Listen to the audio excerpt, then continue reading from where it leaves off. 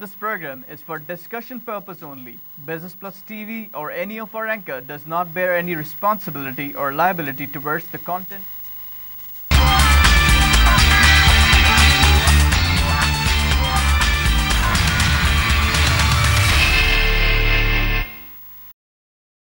बिस्मिल्लाहिर्रहमानिर्रहीम, अस्सलाम वालेकुम। नाज़रीन, programme live wire and focus में मैं हूं आपका मेज़बान डॉक्टर अतहर अहमद। तमाम नाज़रीन को खुशामदीद। नाज़रीन, पाकिस्तान को अल्लाह ताला ने बेशुमार दौलत से नवाजा है और हर तरीक़े की दौलत से नवाजा है। ज़मीन के नीचे से अगर हम शुरू करें तो पाकिस्तान भरपूर है मादनियात की दौलत से। ज़मीन पर अगर हम देखें तो हमारे पास जितनी ज़राई अजनास की पैदावार है, जितने ज़मीन के ऊपर देखें मौसम हैं पाकिस्तान में, तो एक छोटे से ख़ित्ते को अल्लाह ताला ने हर किस्म की दौलत से नवाजा है। और इन तमाम अल्लाह ताला की नेमतों को जिस तरह से अल्लाह ताला ने हमको नवाजा है, इन नेमतों को इस्तेमाल में लाने के लिए अल्लाह ताला ने इंसान की ज़िम्मेदारी लगाई है वैल्यू एडिशन की। तो लिहाजा इंसान में इतनी सूझबूझ जो अल्लाह ताला ने पाकिस्तानियों को दी है, तो मैं समझता हूँ कि सबसे बड़ी दौलत जो अल्लाह ताला ने पाकिस्तान को दी है वो है पाकिस्तान की अफरादी क़ुव्वत। और पाकिस्तान की अफरादी क़ुव्वत ने दुनिया के बेशुमार शोबों में अपनी खिदमत का लोहा न सिर्फ पाकिस्तान में मनवाया है, बल्कि बैनुल अक़वामी सतह पर पाकिस्तान का नाम रोशन किया है।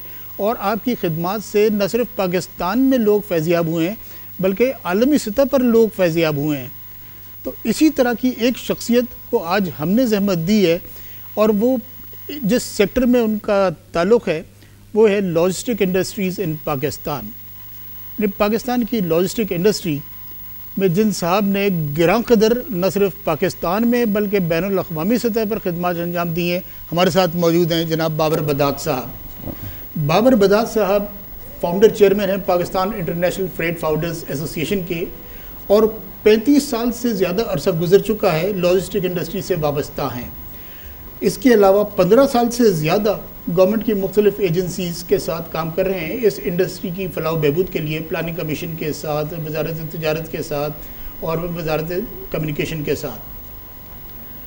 बाबर साहब की खिदमत का दायरा न सिर्फ पाकिस्तान तक महदूद है बल्कि बैनुल अक़वामी सतह पर पहुंच चुका है। और आप चेयरमैन हैं, सीनियर वाइस प्रेसिडेंट हैं federation of global logistic association Zurich के। आप पहले पाकिस्तानी हैं जो इस ओहदे तक जिनकी रसाई हुई है। बाबर साहब खुश आमदेद। गो के बाबर साहब, आपके तारुफ़ी कलमात में मेरे पास और इससे बहुत ज़्यादा है, लेकिन मैं इस वजह से क़ायफ़ हूँ कि शायद अगर मैं सिर्फ आपका तारुफ़ कराता रहूँगा तो आपकी बातों से मैं फैज़याब नहीं हो पाऊँगा। तो इतने मेरे पास आपका CV है जो मैंने देखा है, तो मैं उतना तारुफ़ नहीं करा रहा। ठीक है, ठीक है। ये भी एक अल्लाह का करम है कि अल्लाह ताला ने इस तरह की शख्सियत पाकिस्तान में दी है। बाबर साहब, मैं ढूंढ रहा हूँ कि सिरा कहाँ से पकड़ूँ और आपसे सवालात का सिलसिला शुरू करूँ कि आजकल एक रॉ जिसका ताल्लुक़ लॉजिस्टिक इंडस्ट्री से नहीं है, कोई मजसा शख्स, लेकिन एक चीज़ हर कॉमन आदमी को समझ में आ रही है कि पाकिस्तान को अल्लाह ताला ने जो बेशुमार दौलत दी है उसमें एक दौलत स्ट्रेटजिक लोकेशन ऑफ पाकिस्तान है। पाकिस्तान में बड़े बड़े ममालिक हैं दूसरे, लेकिन लैंडलॉक कंट्रीज़ हैं। पाकिस्तान में अल्लाह ताला ने सी पोर्ट दिया है। पाकिस्तान की लोकेशन ये है कि नॉर्थ में अगर आप चले जाएं तो बहुत सारे ममालिक पाकिस्तान में लगते हैं। तो लॉजिस्टिक इंडस्ट्री का पाकिस्तान में इतनी इम्पोर्टेंस है कि न सिर्फ पाकिस्तान की ज़रूरत है बल्कि दूसरे ममालिक की ज़रूरियात भी पाकिस्तान पूरी करता है, ख़ास तौर पर अफगान ट्रांजिट ट्रेन की। तो सबसे पहले तो मैं बुनियादी तौर पर आपसे ये पूछना चाहूँगा कि ये लॉजिस्टिक इंडस्ट्री क्या है, इसमें क्या क्या चीज़ें आप कवर करते हैं? अतर साहब, अस्सलाम वालेकुम। ये एक बड़ा इंटेंस सब्जेक्ट है, और जैसे आपने कहा काफ़ी साल से मैं इससे मुंसलिक हूँ और हुकूमत से भी राब्ते रहते हैं जिसमें डिफरेंट मिनिस्ट्रीज़ के साथ डेवलपमेंट की पुश रहता है। मेन चीज़ ये है कि पाकिस्तान की स्ट्रेटिजिक लोकेशन तो है, लेकिन उस लोकेशन को जब तक आप लेवरेज नहीं करेंगे वो फ़ायदा कुछ नहीं। So we need to leverage up our geographical position. उसको लेवरेज करने के लिए बेसिकली दो एक्टर्स हैं। एक है हुकूमत, जिसका रोल है कि एक इनेबलिंग एनवायरनमेंट क्रिएट की जाए, और एक है प्राइवेट सेक्टर इंडस्ट्री, जिसका काम है कि इसको ऑप्टिमाइज़ करें। अब इसमें इन दोनों इदारों की या इन दोनों एरियाज़ ऑफ फंक्शन है, इनकी कोहेसिव कोऑपरेशन की ज़रूरत है। That's how national building is moved forward. और उसको लाने के लिए एक इंटेलिजेंट इंटरेक्शन होना चाहिए between the government and the private sector. Government में आज ये है कि हमारी एक ट्रांसपोर्ट मिनिस्ट्री नहीं पाकिस्तान में। पाकिस्तान वो चंद ममालिक में से है दुनिया में जिस पर ट्रांसपोर्ट इंडस्ट्री नहीं है। और we as logistics people have to engage with 7 different ministries हमारे काम के लिए। कस्टम्स का काम होता है तो फाइनेंस मिनिस्ट्री और FBR है, रेलवे का काम है अलग मिनिस्ट्री है, पोर्ट्स एंड शिपिंग की अलग मिनिस्ट्री है, ट्रांसपोर्ट का ये अपने इशू हो तो कम्युनिकेशन है, वज़ारे मवासलात जो थी ना उसके पास ये सारी चीज़ें होती थी। फिर वो आस्ते आस्ते जैसे एक पोस्टेज अलग निकल गया, टेलीकम्युनिकेशन अलग निकल गया। लेकिन ये लॉजिस्टिक की जो डेवलपमेंट है इसको एक फोकल पॉइंट पे आना चाहिए। तो मैंने हुकूमत से वारा रिक्वेस्ट की है कि एट सम पॉइंट कंसिडर किया जाए कि ministry of logistics and transport होनी चाहिए, जिसमें ये सारी चीज़ें लेकर आएँ और एक डेवलपमेंट प्रोसेस हो। चंद साल पहले हुकूमत ने एक प्लानिंग कमीशन के अंडर एक national trade corridor improvement program बनाया था जी। वो एक बड़ा मुस्बत एक इनिशिएटिव था which to care of a lot of things. उसमें काफ़ी काम हुआ था और काफ़ी चीज़ें एक फोकल पॉइंट पे डेवलप हुई थी। सारी मिनिस्ट्रीज़ के सेक्रेटरीज उधर बैठते थे और एक इंटेलिजेंट इंटरेक्शन हो रहा था। बट वो थोड़ी देर चला, उसके बाद वो चल नहीं पाया फॉर वेरियस पॉलिटिकल रीजंस। मेरा परव्यू नहीं है, आई am a businessman so I don't get involve in politics. But वो बेसिकली हुकूमत को देखना चाहिए कि हम एक फोकल पॉइंट पे उसको डेवलप करें। वो लॉजिस्टिक्स इटसेल्फ में हुआ ये है कि पहले रोड ट्रांसपोर्ट अलग होती थी, एयर कार्गो अलग होती थी, शिपिंग पोर्ट टू पोर्ट अक्सर कंसिडर की जाती थी। लेकिन पिछले 20-30 सालों में कंटेनर का जो यूसेज है जी, कंटेनर की यूसेज से एक डिफरेंट एक रोल क्रिएट हुआ है इंटरनेशनल लॉजिस्टिक्स में। यूनिटाइज ट्रांसपोर्ट कहते हैं कंटेनर को हम लोग। कंटेनर के अंदर जो ट्रांसपोर्ट होते हैं वो अब ग्लोबल लेवल पे पॉइंट ऑफ ओरिजिन से पॉइंट ऑफ कंजम्पशन तक हो रही और any part thereof. So shipping line का जो रोल है ना वो महदूद हो गया है अब फ्रॉम पोर्ट टू पोर्ट, और जो मल्टी मॉडल ट्रांसपोर्ट का रोल ज़्यादा बढ़ गया, जिसमें ट्रक भी चलता है, रेलवे भी होती है और शिपिंग भी होती है। और अब मैं जैसे एक काम कर रहा हूँ, हमारा काम हमें कर रहे हैं contract for some European buyers out of Pakistan, जिनको हम सी एयर मॉडल दे रहे हैं। तो यहाँ से हम सामान बाई सी भेजते हैं दुबई, और दुबई से बाय एयर जाता है टू यूरोप। अब उसमें that's cheaper than air freight, but shipping से ज़्यादा जल्दी पहुँच जाता है। तो ये सारे मल्टी मॉडल ट्रांसपोर्ट के रोल्स हैं, और ये रोल जो अदा कर रहे हैं ये बेसिकली इंटरनेशनल लॉजिस्टिक्स इंडस्ट्री के ऑपरेटर्स, इंटरनेशनल फ्रेट फॉरवर्डर्स ये रोल अदा करते हैं। तो कोई 10 साल पहले हम दोस्त बैठे इंडस्ट्री में, हमने कहा कि यार इसको इंडस्ट्री को डेवलप करने की ज़रूरत है, we need to take this forward. हुकूमत से हमने एक इनिशिएटिव 10-12 साल पहले हुकूमत से इनिशिएटिव हमने पुश किया हम लोगों ने, और एक इदारा बनाया पीफा, जो हमारी national association international freight forwarders association. बिल्कुल, आप तो इसके फाउंडर चेयरमैन हैं जी। बिल्कुल बिल्कुल। इसको हमने दिसंबर 2004 में बनाया, और 2005 में इसकी इंटरनेशनल एसिमिलेशन कर ली। फियाटा जो उसकी ग्लोबल बॉडी है, उसकी जिसके आप सीनियर वाइस प्रेसिडेंट हैं। जी जी जी। 2005 में उसकी एफिलिएशन कर ली। ये इनकी मीटिंग हुई थी मॉस्को में उस वक्त, फिर उसके बाद नेक्स्ट मीटिंग चाइना में हुई थी, बीजिंग में। तो उधर हमने फिर इसको पुश किया और वी बिकेम मेंबर्स, और उसमें बड़ा इंटेंसली काम किया। यहाँ पर ट्रेनिंग डेवलप की, और पाकिस्तान में बड़ी हाई लेवल की ट्रेनिंग है पीफा के ट्रेनिंग इंस्टीट्यूट में। जी, इस सिलसिले में भी मेरे पास सवाल है आपसे करने को आगे। सो फियाटा जो ग्लोबल बॉडी है, उसमें when they saw the activity in Pakistan और जो इंडिविजुअल लोग उसमें पुश कर रहे हैं, तो they then invited me to get on to the board. तो 2007 में मैं उनके एक्सटेंडेड बोर्ड पे आया, फिर उनके एक्सटेंडेड बोर्ड पे 3 दफ़ा इलेक्ट हुआ। उस ज़माने में हुकूमत का बड़ा इंटरेस्ट था। हमारे जो एम्बेसडर थे बर्न में, स्विट्ज़रलैंड में, ये एक इलेक्शन जिनीवा में हुआ था, तो उधर उन्होंने भी इंटरेक्ट किया था मेरे साथ कि जी हम anything the government can do to push this. उस वक्त प्राइवेट सेक्टर का सारा इनिशिएटिव है, so we did it and we fared well in that. तो उसके बाद फिर मैं प्रेसिडेंसी पे आया हूँ। उसके बाद जो एक नेशनल जो एक इमेज पाकिस्तान का in the community of logistics operators and logistic companies and logistic countries, वो एक इमेज एक अच्छा क्रिएट हुआ उसकी वजह से। बट हम लोगों को काफ़ी आगे जाने की ज़रूरत है, हम लोगों को इस सेक्टर को काफ़ी डेवलप करने की ज़रूरत है। एंड हुकूमत के बिकॉज ये सेक्टर एक इमर्जिंग सेक्टर है तो इसकी इंफॉर्मेशन और नॉलेज लिमिटेड है। So there needs to be more interaction जो कि हुकूमत और प्राइवेट सेक्टर में ज़्यादा हो, ताकि हम इस चीज़ को आगे लेके जाएं। और इसकी जो पोटेंशियल फॉर ग्रोथ है और पोटेंशियल फॉर एम्प्लॉयमेंट है वो बहुत इंडस्ट्रियों से ज़्यादा है। सर, पोटेंशियल ऑफ ग्रोथ पर मेरे जहन में एक सवाल उभर रहा है, और जो मैं समझता हूँ कि सबसे ज़्यादा इम्पोर्टेंट आपके सेक्टर के लिए कि क्या तैयारी कर रहे हैं आप आगे आने वाले वक्त के लिए, इसलिए कि आजकल जो चर्चा हम सुन रहे हैं CPEC, China Pakistan economic corridor, कि गवादर का जो पोर्ट है ये दुनिया का गहरा तरीन सी पोर्ट है, कि यहाँ पे दुनिया का सबसे बड़ा कंटेनर कैरियर आ सकता है, और फिर ये बना रहा है चाइना। ठीक है, आपके शोबे से हटकर और बहुत सारे शोबाए ज़िंदगी इस तरह के हैं जो इनसे फैज़याब होंगे, लेकिन सबसे ज़्यादा फैज़याब आपका शोबा होगा इससे।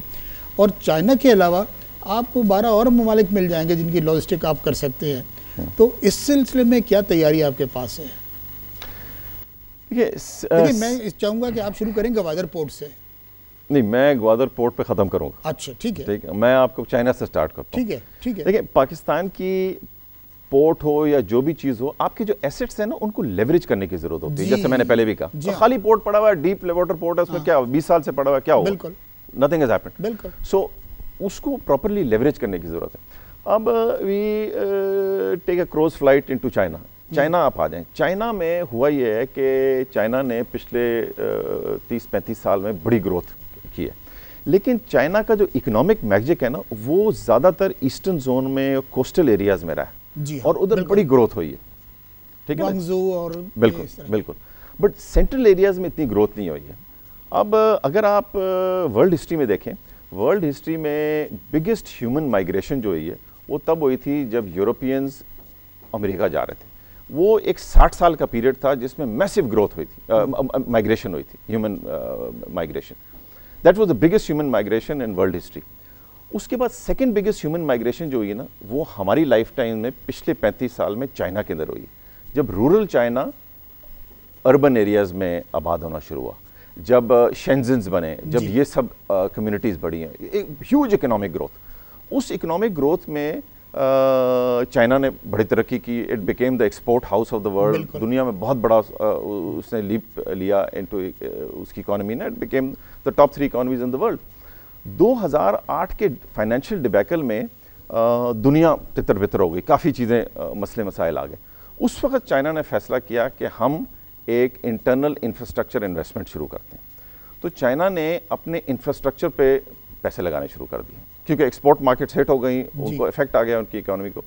तो अगले 5 साल के लिए चाइना ने, अगर आप कोई फ्लाइट, डे फ्लाइट लेना ओवर चाइना, तो पूरा चाइना खुदा हुआ था। Roads, railways, pipelines, terminals, factories, industrial zones, उधर उन्होंने बहुत ज़्यादा इन्वेस्टमेंट की into infrastructure. That investment happen over a period of 5 to 6 years, और उसमें एक मैसिव पॉपुलेशन माइग्रेशन हुई from rural areas into urban areas. वो उन्होंने कर दी। अब 2013 में उन्होंने फैसला किया कि यार अब जो हमारी ट्रेड, हमारी जो एक्सपोर्ट्स हैं, उनको ग्रो करने के लिए वी हैव टू नाउ, सिर्फ हमारा इंफ्रास्ट्रक्चर वो काफ़ी नहीं है, हमने उसको आगे लेके जाना है। अच्छा, तो हमने जिन ममालिक में जाना है, जहाँ जाना है, उसकी कनेक्टिविटी को इम्प्रूव करना है। अच्छा, ये 2013 में शुरुआत हुई इसकी? ये 13 में इनका, यहाँ से आपका CPEC पे बात, यहाँ से CPEC की बात शुरू हुई। तो इन्होंने जब ये फैसला किया कि हमने ये करना है, तो उनकी जो पॉलिटिकल लीडरशिप है, उनके प्रेसिडेंट हैं, उन्होंने एक 1 road 1 belt का एक फिनोमेना स्टार्ट किया, और उस फिनोमेना में पाकिस्तान का एक बड़ा नुमाया रोल आया, बिकॉज उन्होंने एक ईस्टर्न पुश किया जो कि कंबोडिया, थाईलैंड, वियतनाम की तरफ उन्होंने राहदारी इख्तियार की और इंफ्रास्ट्रक्चर डेवलप करना शुरू किया। एक उन्होंने नॉर्दर्न वेस्टर्न पुश किया जो कि कजाकिस्तान के थ्रू इनटू यूरोप कनेक्ट करना शुरू किया। अच्छा। एक इन्होंने सदर्न पुश किया। अब सदर्न पुश में इंडिया के ऊपर हिमालयाज हैं जी, इस तरफ अफगानिस्तान और कजाकिस्तान है। पाकिस्तान एक नेचुरल गेटवे बनता है, और पाकिस्तान की और चाइना की रिलेशनशिप एक बड़ी फुलादी रिलेशनशिप है, बहुत अरसे से चल रही, और हमारी इतनी क्लोज इंटरेक्शन है हमारी मिलिट्रीज की। एक एग्जाम्पल है जिस किस्म की हमारी रिलेशनशिप, हमारी हर पॉलिटिकल गवर्नमेंट की सो एंड लोगों की पीपल टू पीपल जो है ना, it's a very strong relationship. तो उन्होंने फैसला किया कि हम पाकिस्तान के थ्रू ये लेके जाएंगे। मैं at over this period since 2013 काफ़ी मौक़ों पे मैंने प्रेजेंटेशंस की हैं, उरुमची पे की है, शंघाई में की है, उरुमची में, बीजिंग में, स्विट्ज़रलैंड में, फार ईस्ट में, सिंगापुर में, and I been talking lot about this from industry point of view कि क्या होना चाहिए। और इस्लामाबाद में भी किया प्लानिंग कमीशन में, और काफ़ी मेरे पेपर्स भी मैंने उनको दिए थे, काफ़ी हम लोग डिस्कशंस करते रहे इस पर। उस पर हुआ ये कि उन्होंने फैसला किया कि हम पाकिस्तान के थ्रू करेंगे। अब मेरा ओपिनियन ये है कि जो हमने फर्स्ट अमेरिका की देखी थी माइग्रेशन, सेकंड चाइना की देखी थी, third biggest human migration is going to take place now और इज ऑलरेडी स्टार्टेड, जो कि चाइना का जो मिड सेक्टर है, मिड कंट्री सेक्टर है, जिसमें डेवलपमेंट नहीं हुई इतनी, वो जो इनका इकोनॉमिक मैजिक उधर नहीं पहुंचा है, उधर काफ़ी लोगों को वो मूव करेंगे इनटू द वेस्टर्न जोन। इन्होंने इंडस्ट्रियल एंटरप्राइज क्रिएट करनी है वेस्टर्न जोन में, उधर पानी की किल्लत है, उधर एनर्जी की किल्लत है, तो इन चीज़ों को वो डेवलप करेंगे थ्रू दिस कनेक्ट। तो they are going to now move, ये मेरा ओपिनियन है, काफ़ी लोगों को, मिलियंस ऑफ पीपल इन लोग मूव करेंगे इनटू द वेस्टर्न जोन, और उधर वो क्रिएट करेंगे नेक्स्ट एंटरप्राइज और जो भी उन्होंने अपने लिए लोगों के लिए करना है। और उधर से अगर आप शंघाई जाते हैं पोर्ट तो 6000 किलोमीटर है, आप अगर कराची या ग्वादर आते हैं तो 2500 किलोमीटर नहीं, 2200-2300। सो एक नेचुरल एक गेटवे बनता है। सो चाइना ने फैसला किया है, irrespective of other international dynamics और जो भी है, इन्होंने इसको पाकिस्तान के थ्रू, गुजरात के थ्रू लेके जाएंगे ग्वादर में, और इसमें रोड्स, रेलवे लाइंस, पाइपलाइंस, ये सब क्रिएट होंगी, पाइपलाइन भी है सब। This will be there access to the middle east and to Africa. बिल्कुल। और पाकिस्तान इधर है, हमारा काम है कि हम इस चीज़ को लेके जाएं। हुकूमत से बड़ा अच्छा, असल में यही चीज़ है कि अब हमारा काम क्या है। हुकूमत में बड़ा अच्छा काम कर रही है। अच्छा। और इसमें हुकूमत ने काफ़ी जोर दिया। अब इसमें पॉलिटिकल डायमेंशंस भी हैं, कुछ एरिया समझते हैं कि उनको होना चाहिए, और वो that's a political thing which the government needs to handle, लेकिन काम इसमें बहुत हो रहा है। और मैं जानना चाहता हूँ, चाइना का प्राइवेट सेक्टर है या यूरोपियन कंपनीज़ हैं या बाहर की अमेरिकन कंपनी हैं, वो भी सब इंटरेस्टेड हैं इसमें हिस्सा लेने के लिए। सो हमको चाहिए कि इसमें हम लेवरेज करें। हुकूमत एक लेवल प्लेइंग फील्ड क्रिएट करे जिसमें कि प्राइवेट सेक्टर फंक्शन कर सके, और प्राइवेट सेक्टर की इंगेजमेंट हुकूमत से बड़ी क्लोज चाहिए ताकि प्राइवेट सेक्टर भी इसको आगे ले जा सके। जी भाई, B2B जो कॉन्टैक्ट्स हैं, जो बिजनेस टू बिजनेस हैं, वो तो प्राइवेट सेक्टर करेगा। बिल्कुल, प्राइवेट सेक्टर। तो private sector has to play its role, it can not be done alone by the government. यकीनन। और ये बड़ा ज़रूरी है हुकूमत करे और इंडस्ट्री को डेवलप करे। हम देखिए, मैं आपको बताता हूँ, ये तो मैंने आपको बताया इसका हुआ। बिल्कुल। ट्रकिंग के हवाले से अगर आप देखें, with the fall of the Soviet union, जब ये स्टेट्स क्रिएट हुए सेंट्रल एशिया में, 3 ममालिक को मौका मिला था कि इससे एक्सेस अपना क्रिएट करें। वन वॉज पाकिस्तान, जी, सेकेंड वॉज ईरान, बिल्कुल, थर्ड वॉज टर्की। अच्छा। टर्की का यूरोपियन लिंक आता था, हम इससे जैसे आते थे, ईरान का। Iran was burden with the UN sanctions, तो ईरान के लिए बड़ा मुश्किल था मूव करना। टर्की ने बहुत उसमें ग्रोथ की, लेकिन वो यूरोपियन साइड का था, बट वो तो उनकी ज्योग्राफी है, तो उन्होंने काफ़ी ग्रो किया। पाकिस्तान के पास 600 कंटेनर दिन के आते थे नेटो के, तो हमारी एक नेचुरल एक बेस कार्गो था जिसके थ्रू हम डेवलप करते जी। हमको चाहिए था कि हम इस पूरे एरिया को एक सीमलेस कनेक्टिविटी कर देते, नॉर्दर्न कनेक्ट। सो उस वक्त as industry we were telling the government कि आप एक मेन ट्रंक डेवलप करें साउथ नॉर्थ, और उस ट्रंक पे आप बाहर के लोगों को भी इन्वॉल्व करें, जिसमें वो इन्वेस्ट करें, और एक सीमलेस कनेक्टिविटी का एक फोरम बने। तो बाबर साहब, अब मौजूदा जो सूरत हाल है CPEC की, तो ठीक है, चाइना बना रहा है, चाइना इससे फैज़याब होगा, लेकिन क्या पाकिस्तान की लॉजिस्टिक इंडस्ट्री फ़ायदा उठा सकती है कि इसको दूसरे ममालिक जो हैं लैंडलॉक कंट्रीज़, वहाँ तक की रसाई के लिए? नहीं, मैं आपसे ये कह रहा हूँ ना, देखिए, जब I go back to where I was, ये जो 3 ममालिक को जो मौका मिला था, हमने इसमें ग्रोथ नहीं की। अच्छा। हम इसको यूटिलाइज नहीं कर सके।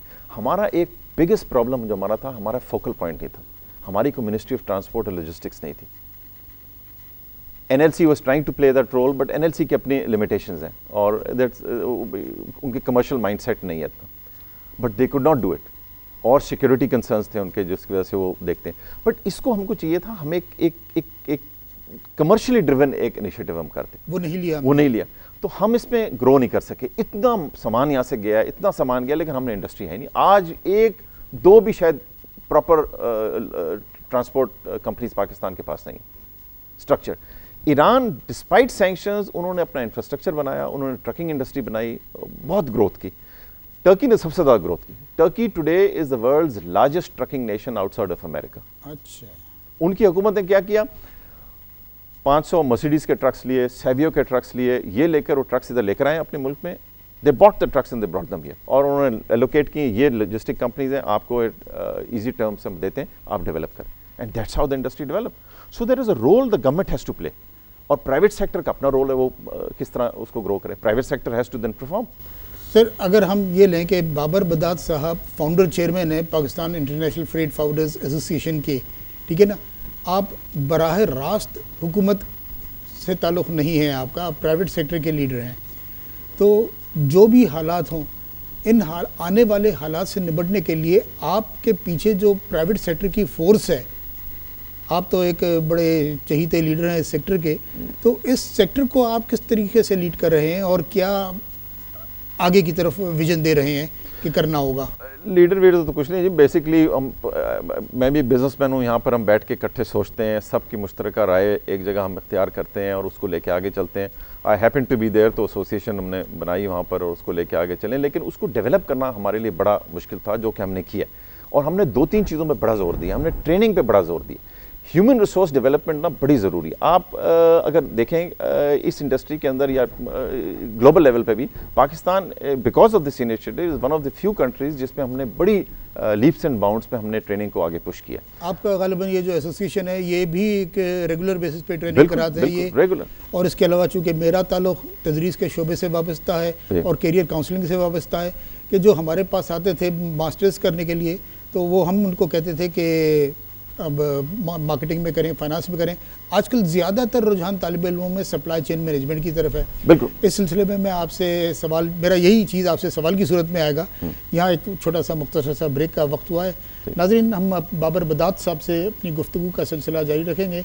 एक वक्त हुआ है मुख्तसर से ब्रेक का।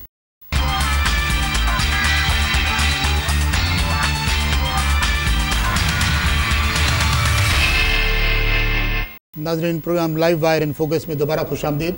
हमारी बातचीत का सिलसिला बाबर बदात साहब से जारी रहेगा, और वक्फे पर जाने से पहले मैंने जो सवाल किया था, हम उसका जवाब बाबर साहब से लेते हैं कि बाबर साहब, आपका खुद इदारा जो जिसके आप फाउंडर हैं, कि ट्रेनिंग पर बहुत काम कर रहा है काफ़ी तवील अरसे से, और काफ़ी सारे ट्रेंड प्रोफेशनल्स को इस इंडस्ट्री को दे चुका है ये। इसके अलावा और भी इदारे हैं जो इस पर ट्रेनिंग में काम कर रहे हैं, और जैसे मैंने अपने इदारे के बारे में बताया कि मेरा भी ताल्लुक़ तदरीस के शोबे से, कैरियर काउंसलिंग से है, कि अब मास्टर्स इन बिजनेस एडमिनिस्ट्रेशन में नौजवान तबके की बड़ी एक प्रेफरेंस सप्लाई चेन मैनेजमेंट की है।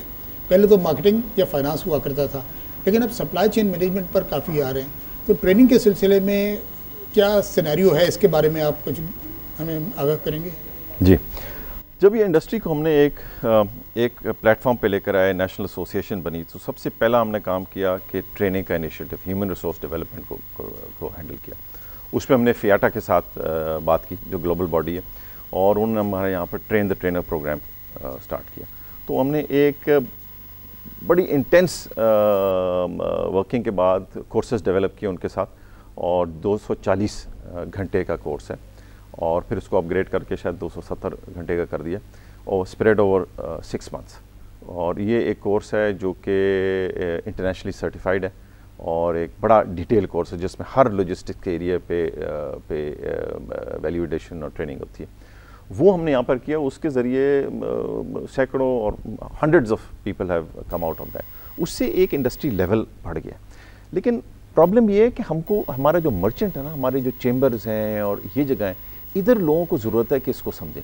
लॉजिस्टिक्स आज जो है ना जी, प्रोडक्ट की जो डिलीवरी है वो बड़ा एक एसेंशियल पार्ट बन गया है एक एक्सपोर्ट ट्रांजैक्शन का।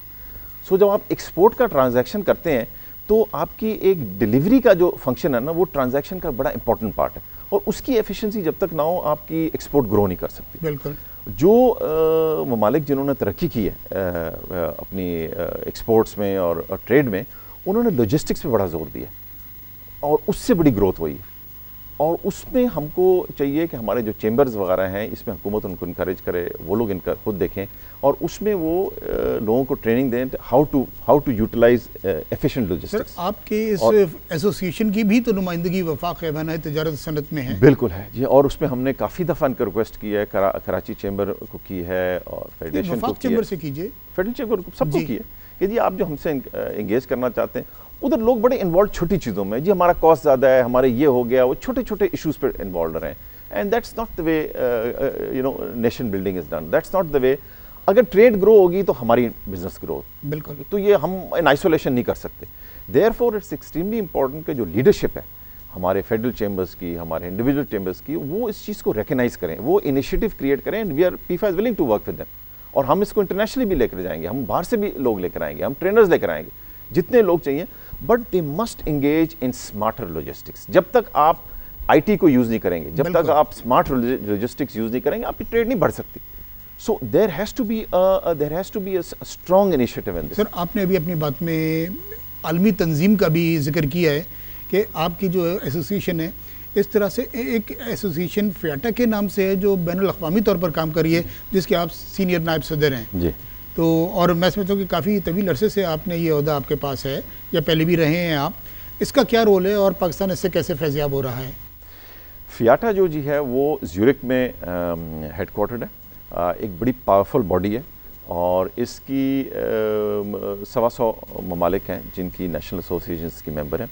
इसकी 40,000 इंडिविजुअल कंपनी से ज़्यादा इसकी मेंबरशिप है ग्लोबल, और इसकी यूनाइटेड नेशंस में और WCA में और WTO में और काफ़ी जगह में इसकी अपनी रिप्रेजेंटेशन भी है, इंटरेक्शन भी है, और इसकी जो जो जो जो जो डायनेमिक्स है पूरा वो एक बड़ा स्ट्रॉन्ग है, और ये एक ग्लोबल इंडस्ट्री को पुश करती है। ये एक इदारा है जो वहाँ पर बैठा है, इसको जो मुल्क वो 125 जो उनके मेंबर्स हैं उस मुल्कों में से जो मुल्क उनको अप्रोच करते हैं they are available to assist them and for development. ये लोग अपने अंदर भी डेवलपमेंट करते हैं, उसमें डिफरेंट ममालिक से वो लोगों को इन्वॉल्व भी करते हैं। पाकिस्तान से मैं उसमें काफ़ी इन्वॉल्व रहा हूँ बिकॉज मैं काफ़ी उसमें इंटरेस्टेड रहा था शुरू से, और हम लोगों ने जो यहाँ पर काम किया उसको रिकग्नाइज भी किया गया था। उसके अंदर एक उनका एक्सटेंडेड बोर्ड है जिसमें 24 लोग होते हैं। मैं पहले उसमें इलेक्ट हुआ था, फिर उसमें 2 टर्म्स मैंने और सर्व किए। उसके बाद एक इनका बोर्ड होता है उसमें रहा, फिर प्रेसिडेंसी में इलेक्ट हुआ। प्रेसिडेंसी में एक प्रेसिडेंट है, 3 सीनियर वाइस प्रेसिडेंट्स हैं उनमें से, और वो एक पिनकल है, टॉप पॉइंट है ग्लोबल इंडस्ट्री का। So fortunately I as Pakistan have a place over there, और उसमें हम अभी पिछले हफ्ते भी मैं वहाँ पर था, उनसे इंगेज कर रहा था। उसमें हम डेवलपमेंट का देखते हैं कि किस तरह होना चाहिए। UN के साथ, वर्ल्ड बैंक के साथ, एशियन डेवलपमेंट बैंक के साथ, ये जो इंफ्रास्ट्रक्चर बैंक चाइना में बना है, अफ्रीकन डेवलपमेंट बैंक है, इन सब से जो आज हमारी गुफ्तगू ये हुई है कि आप बिलियंस ऑफ डॉलर्स इन्वेस्ट करते हैं इनटू इंफ्रास्ट्रक्चर ग्लोबली, उसमें डिफरेंट हुकूमतों से इंटरेक्शन होते हैं, उसमें प्राइवेट सेक्टर लॉजिस्टिक इंडस्ट्री का कोई रोल है, कोई ओपिनियन है? उन्होंने कहा हमारा तो हम नहीं इंटरेक्ट करते। So that is the process we are developing. Recently on behalf of FIATA मैंने वर्ल्ड बैंक के साथ हमारी कांग्रेस में एक MOU भी साइन किया, जिसमें हमने यही फैसला किया कि we will work closely to look at where development process can go. हमारा एक LPI लॉजिस्टिक परफॉर्मेंस इंडिकेटर्स एक फ़ियाटा करता है वर्ल्ड बैंक के साथ, वो भी वो एक बड़ा अच्छा है, एक इनिशिएटिव है। सिमिलरली ग्लोबल ट्रेड में सन 2000 में एक मिलेनियम डेवलपमेंट गोल्स बने थे, जिसमें एक फैसला हुआ था कि गुर्बत को दुनिया से ख़त्म किया जाए और इसमें इकोनॉमिक डेवलपमेंट का एक बने। उसमें 15 साल का प्रोग्राम था, वो 2000 से 2015 तक चला था, हर मुल्क में उसमें पार्टिसिपेट किया, सब कुछ किया। 2015 में एक उसको उन्होंने अपग्रेड करके सस्टेनेबल डेवलपमेंट प्रोग्राम बनाया, उसके 17 गोल्स हैं और काफ़ी चीज़ें। इस दफ़ा हमने उसमें फ़ियाटा इंगेज किया है और सस्टेनेबल डेवलपमेंट गोल्स में हमने कोशिश की है कि आप लॉजिस्टिक्स की डेवलपमेंट को भी डालें, बिकॉज उसमें हमने कुछ साल पहले फ़ियाटा से, मैंने पर्सनली काफ़ी इन्वॉल्व रहा, हम लोगों ने फ़ियाटा से एक नारा या ऐलान किया था that the biggest impediment to the growth of global trade is lack of logistics connectivity. Oh, biggest impediment. Excellent. तो उसके बाद जब हमने ये किया तो उस पे बशऊर हुए और ऑर्गेनाइजेशंस से कनेक्ट हुए, and we are working very intensely with them. अल्लाह ताला कामयाब करे सर आपको, हमारी नेक तमन्ना आपके साथ है। बाबर साहब, इससे पहले कि वक्त ख़त्म हो, एक बड़ा इंपॉर्टेंट सब्जेक्ट, बल्कि मैं दो को एक में शामिल कर रहा हूँ कि पाकिस्तान को जो अल्लाह ताला ने दौलत से नवाजा है, पाकिस्तान में एक इस तरफ से अगर हम शुरू करें, पोर्ट कासिम है, कराची पोर्ट है और फिर गवादर पोर्ट है, 3 पोर्ट्स हैं, राइट। इन 3 पोर्ट्स के अलावा एक और चीज़ है जो जिस पर काम हुआ है लेकिन किसी के इल्म में नहीं है। तो मैं समझता हूं कि अगर आप कर सकते हैं कि मैं तो एक तो पोर्ट्स के बारे में आपसे बात करना चाहूँगा और क्या रोल प्ले कर रहे हैं और आप इससे और किस तरह से बेहतर तरीके से फैज़याब हो सकते हैं। इसके अलावा इनलैंड वाटरवेज पर मैं आपसे बात करना चाहूँगा कि हमारे पास की दरियाओं में बार्जेस के ज़रिए कंटेनर मुल्तान तक भी पहुँचाए जा सकते हैं। तो पहले पोर्ट्स पर, फिर बाद में ये इनलैंड वाटरवेज पर मैं आपसे अब मालूम करना चाहूँगा। ये जो मैं आपको बता रहा था ना इनिशिएटिव जो national trade corridor improvement programme किया था, इसमें ये सब चीज़ें लिस्टेड थी and they were all being worked at. और इनलैंड वाटरवेज पे काफ़ी काम हुआ है और उस पर हमारे पास इतना पानी नहीं है कि साल वो उस पर हम कर सकें, लेकिन फिर भी अंडर द प्रिविलिंग सर्कमस्टांसेस काफ़ी काम हुआ है। और उस पर आई थिंक आप 1 आध साल में देखेंगे पंजाब गवर्नमेंट उस पर काफ़ी एग्रेसिव है और इस पर एक कुछ नतीजे निकलेंगे। पोर्ट्स का जहाँ तक ताल्लुक है, हमारी 200 मिलियन की पॉपुलेशन है जी। ये पोर्ट्स जो हैं ये सिर्फ इस 200 मिलियन की नहीं बल्कि अनदर 150-200 मिलियन जो वेस्टर्न चाइना, सेंट्रल एशिया की पॉपुलेशन है उस सबको सपोर्ट कर सकते हैं। बिल्कुल। लेकिन पोर्ट का होना सिर्फ फायदा नहीं जब तक हम उसको लेवरेज ना कर सकते, जो मैं तीसरी दफा कह रहा हूँ हमारे जो बिल्कुल बिल्कुल। तो इन चीज को एक इमरजेंसी लेवल पे इसको फुटिंग बेसिस पे हमें काम करना है। इस पे मैंने एक प्रेजेंटेशन अभी भी की थी, पाकिस्तान बिजनेस काउंसिल एक बड़ा अच्छा इदारा है, उसके प्लेटफॉर्म से भी we had spoken to the government और अक्रॉस पार्टी लाइंस भी पिछले साल हमने प्रेजेंटेशन दी थी। मल्टी पार्टी पॉलिटिकल पार्टीज को कहा था कि आप एक इकोनॉमिक एजेंडा डेवलप करें which should be permanent irrespective of which party takes over और विच गवर्नमेंट कम्स। एक लॉन्ग टर्म व्यू होना चाहिए एंड दैट ये नहीं है कि एक गवर्नमेंट है उसने एक प्रोग्राम बनाया, अगली गवर्नमेंट ने आके उसको उठा के बाहर फेंका, बाला तरो सियासत। तो उसको हम पुश करने की कोशिश कर रहे थे और उसमें logistics has a very important role. Infrastructure investment, logistics, इन चीज़ों को जब तक हम आगे लेके नहीं चलेंगे ना बड़ा मुश्किल होगा। आज जो CPEC में हो रहा है वो चाइना के हवाले से हो रहा है और चाइना के इनिशिएटिव पे हो रहा है, उनकी इन्वेस्टमेंट है, प्राइवेट सेक्टर की इन्वेस्टमेंट है and we can gain a lot on that. Ports का जो आप पूछ रहे हैं, पोर्ट्स हमारे यहाँ पर हैं, उसमें बहुत काम करने की ज़रूरत है। पोर्ट कासिम के पास बहुत ज़्यादा ज़मीन है, हमारी पोर्ट्स की लीडरशिप बड़ी अच्छी है। We have got good people now chairing the ports, there lot of other people involved in that and Gwadar तो खैर चाइनीज़ अभी डेवलप कर रहे हैं। बाकी 2 पोर्ट्स हैं। हिंडलैंड में हमको इंडस्ट्री डेवलप करनी चाहिए, पावर उसमें हुकूमत आई थिंक काफ़ी जोर अभी लगा रही है कि वो पावर उधर आ जाए।